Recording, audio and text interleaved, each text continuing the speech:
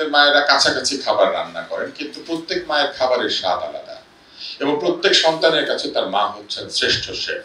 ছোটবেলায় আমার মা বিশ্বাস করতেন জ্বর সেরে যায় সাগু খেলে এবং বার্লি খেলে, কারণ এটা আমাদের সামাজিক নিয়ম ছিল। আমি ডাক্তার হওয়ার পরও আমি জানি যে জ্বর সারে না সাগু খেলে, কিন্তু আমি মাকে গিয়ে বলতাম যে সাগু সিদ্ধ করে দেয়, আমি সাগু খাবো। খাবার জিনিসটা আমাদের সবার কাছে খুব প্রিয়, তার মধ্যে সবচেয়ে প্রিয় হচ্ছে মায়ের হাতের খাবার। আমরা কিন্তু জন্মের মুহূর্ত থেকে মায়ের কাছ থেকে খাবার সংগ্রহ করি, কিন্তু মায়ের কাছে আমরা জন্মাই যখন মা আমাদের নড়াচড়া অনুভব করতে পারেন। শুধু তাই না, মা প্রথম অনুভব করেন যখন তিনি তার নিয়মিত একটি কাজ তরুণী অবস্থা থেকে যেটি হচ্ছে সেটি বন্ধ হয়ে যায়। মা বুঝতে পারেন আমি এসেছি, এবং মা প্রথম বুঝতে পারেন যে আমি আসছি। ফলে মা সেই মুহূর্ত থেকে আমাদেরকে বড় করে তোলেন তিনি যা খান সেটা দিয়ে। ফলে মায়ের বিষয়টা খুব আশ্চর্যজনক। আমি যখনই কোনো গাছের দিকে তাকাই আমার মনে হয় যে প্রত্যেকটা গাছ এক একটা মা, এবং ফলগুলি হচ্ছে আমাদের মতো সন্তান। আমরা মায়ের সঙ্গে একইভাবে আটকে থাকি নারী দিয়ে, এবং আমরা ঠিক একইভাবে ফল যেমন পেকে গেলে বোটা খসে আমাদের হাতে এসে পড়ে, ঠিক সে একইভাবে আমরা যখন মায়ের কাছ থেকে এই পৃথিবীতে আসি তখন আমরা একইভাবে নারী ছেড়ে আসি, এবং আমরা পিতার চিহ্ন শরীরে বহন করি ডিএনএতে, মায়ের চিহ্ন বহন করি নারীতে। নাভি হচ্ছে প্রত্যেক মানুষের সাথে তার মায়ের সংযোগে বায়োলজিক্যাল চিহ্ন, এবং তারপর থেকে মা আমাদেরকে আবার খাওয়াতে শুরু করেন জন্মের পর থেকে। এবং এরপরে প্রথম যখন খাবার আমার মুখে প্রবেশ করে সেই খাবারটা মা আমাকে দিয়েছেন, এবং এরপর মা সারাক্ষণ ব্যস্ত থাকেন আমি কত মজাদার, কত সুস্বাদু, কত উপাদেয়, কত পুষ্টিকর খাবারটা তিনি আমাকে দিতে পারেন। এবং এই বিষয়টি একসময় আমাদের বাংলাদেশে খুবই কঠিন ছিল, কারণ মায়েরা তো আয় করতেন না। আমাদের সমাজ পুরুষদেরই আয়ের ব্যবস্থা করতে পারতো না, একসময় আমরা দরিদ্র ছিলাম। ফলে মাকে আমার খাবারটার ব্যবস্থা করতে হতো আমার বাবার আয়ের সাথে সঙ্গতি রেখে। তারপরে ব্যবস্থা করতে হতো কয়জন সন্তান, সেই সন্তান কি পরিমাণ পাবে এটা তাকে ভাগ করতে হতো। পৃথিবীতে প্রথম বৈষম্যহীনতা আমরা বুঝি মায়ের কাছ থেকে। মা ঠিক করেন যে কোন সন্তান কোন খাবারটা কবে পাবেন, কতটুকু পাবেন। কিছু কিছু মা পক্ষপাত করেন বলে নারীবাদীরা অভিযোগ করেন, কিন্তু আমার মাকে আমি সেরকম দেখি না। আমার ধারণা যে স্বামী অপার মা সেরকম ছিলেন না, নাহলে এত বুদ্ধিমতী মেয়ে কি করে হলো। স্বামী অপার অসম্ভব প্রাণ শক্তি আমি তার মাকে দেখি নাই, কিন্তু আমি দেখে অনুভব করতে পারি যে তার মায়ের প্রাণ শক্তি তার চেয়েও বেশি ছিল। স্বামী অপার কাছে আমি যখন বেড়াতে গিয়েছি লন্ডনে, তিনি আমাকে একটি খাবার খাওয়ানোর জন্য বেশ দূরবর্তী জায়গায় তিনি আমাকে নিয়ে গেলেন ড্রাইভ করে, এবং তারপরে আমি যখন বললো যে আমি আরেকটা খাবার খেতে চাই, তিনি আবার আমাকে আরেকটা দূরবর্তী জায়গায় ড্রাইভ করে নিয়ে গেলেন যে ওইখানেই এটা সবচেয়ে ভালো পাওয়া যায়। আজকে আমি বুঝতে পারছি যে তিনি আসলে জন্ম থেকে ভালো খাবার খেয়ে অভ্যস্ত বলে তিনি কাউকে কোনো খারাপ খাবার খাওয়াতে পারেন। এই বইটা আমি পড়ে ফেলেছি, বইটা প্রকাশিত অবস্থায় না, আমি এইটা পেয়েছি গত সপ্তাহে শুরুতে।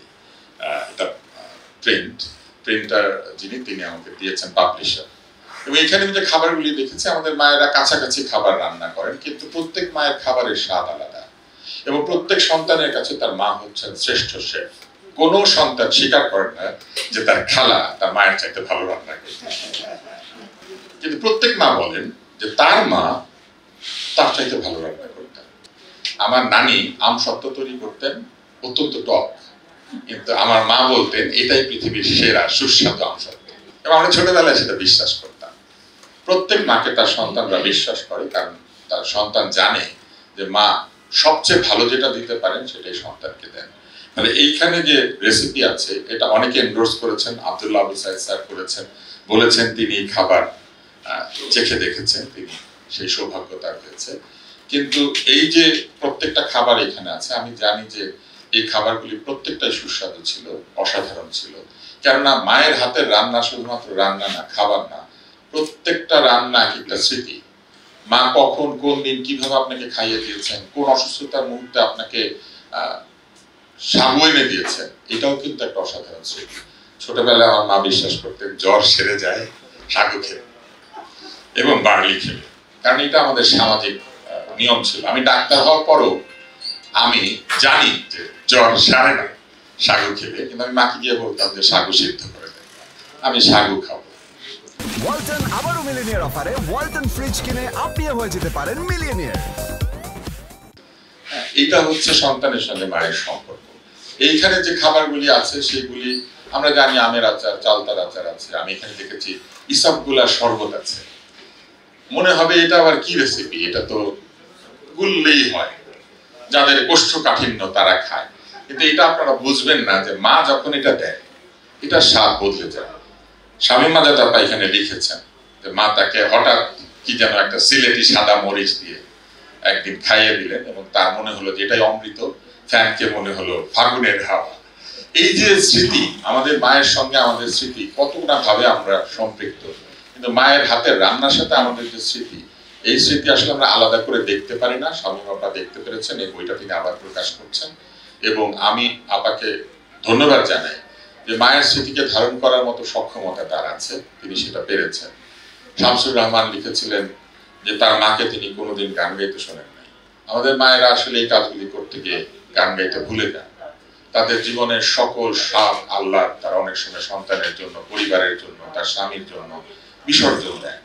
আমরা অনেক কিছু বিসর্জন দেওয়া একজন মানুষকে আমাদের সামনে দেখে আমরা বুঝি না যে এই মানুষটা আসলে হয়তো পৃথিবীর সবচাইতে ত্যাগ স্বীকার করা একজন মানুষ। যার হওয়ার কথা ছিল সুচিত্রা সেন, তিনি সাজতেনই না, কারণ তাকে সাজার সময় তার নাই। তিনি অভিনয় করেন নাই, কারণ অভিনয় করলে তার সন্তান এবং স্বামীরা সময় পাবেন না। আজকে আমরা যে বইটা দেখছি এটা আসলে একটা ক্রনিকল, একটা মানুষের অনেক দিনের যাত্রা। কারণ আমি বুঝতে পারি যে তার মায়ের দিন এই রান্নাগুলি শেখেন নাই। এই বইয়ের শুরুতে লেখা আছে যে তিনি হেসেলে ধুকতেন একজন মানুষের জন্য। এই রান্নাগুলি একদিনে শেখেন নাই। কোনো মেয়ে তার বাপের বাড়ি থেকে এত রান্না শিখে আসে না। কোনো মেয়েকে তার বাবা এত রান্না করতে দেন না, মাও দেয় না। যেটা দরকার ওইটুক শেখায়, বাকিটা তারা শেখেন কেন জানেন? তারা মানুষের মন জয় করার জন্য কত না কিছু করেন। তার মধ্যে একটা বড় জায়গা ছিল তারা নানান রকম রান্না করতেন এবং রান্নার মধ্যে দিয়ে শ্বশুর, শাশুড়ি, আত্মীয় স্বজন, বাড়িতে বেড়াতে আসে এমন আত্মীয় যে জীবনও আসে না, নতুন বউকে দেখতে এসে বলে একটু চা খাবো, তারপরে বলে চায়ে চিনি দিতে শিখে নেয়। এমন একটা সমাজ থেকে আজকে আমরা এমন জায়গায় এসে পৌঁছেছি যেখানে নারীরা আজকে স্বপ্ন দেখেন যে তারা একসময় চাঁদে যাবেন, বাংলাদেশ থেকে অ্যাস্ট্রোনট হবেন, একসময় তারা মঙ্গল গ্রহে পৌঁছে যাবেন। একজন নারী তো আমাদেরকে 16 বছর শাসনই করেছেন এবং যে কারণে আজকে আমরা প্রধান অতিথির আসন খালি রেখে দিয়েছি। প্রধানরা আসলে সাধারণত যেতে চান, এই কারণে আরেকজন প্রধান আসছেনই না। তো আমি অনেক ধন্যবাদ জানাই শামীম আপাকে। আমি বইটা পড়ে ফেলেছি এবং আমি ঠিক করেছি যে আমি কিছুদিন একা থাকবো। এটা আমি বেশ কিছুদিন যাবত আমি আমার বাসায় বলি যে আমি একা থাকবো এবং আমি কিছু রান্না শিখেছি। একা থাকা প্র্যাকটিস করার জন্য আমি কিছুদিন বিদেশে গিয়ে একটা রান্না করা যায় এমন রুম নিয়ে সেখানে রান্না প্র্যাকটিস করে একা একা খেয়েছি। কারণ এইটা খেলে তো অন্য কাউকে খেতে দিলে তো সে আমার মন ভেঙে দেবে। এই বইটাতে আমার খুব সুবিধা হয়েছে, আমি এটা সাথে নিয়ে 1 মাসের মধ্যে আবার এরকম 7 দিনের বৈরাগ্য ব্রত আমি নেব এবং এখান থেকে আমি রান্না করবো এবং রান্না করে আমি অবশ্যই শামীম আপাকে ফোন করব।